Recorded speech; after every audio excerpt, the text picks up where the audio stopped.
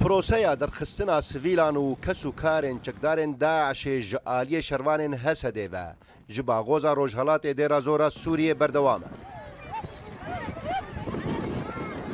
Li gel goşer li çend çeperan dijî çekdarên Daişê di nav tunêl û eşkeftan de di dome lê şervanên Hesedê şer li çeperekî rawistandine da ku sivîl bi selametî bikaribin derkevin.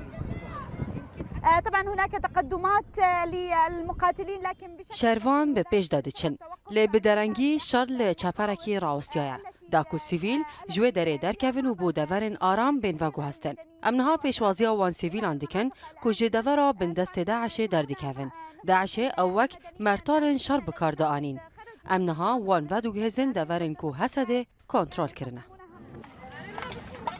نەتەنێ سڤیل و کەس و کارên Daişê ji baغozê derdikevin û ji meydana şer direvin.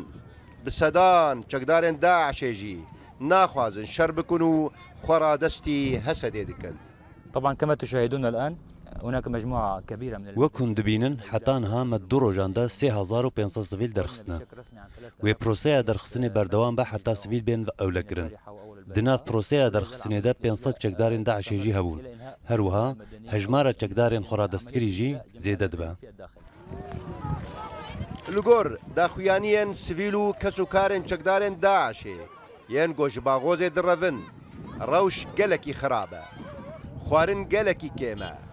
Ji ber bordûmanê çekdarên Daişê xwe di nav tunêlan de vedişêrin û nêta gelek çekdarên mayî heye ku xwe radest bikin.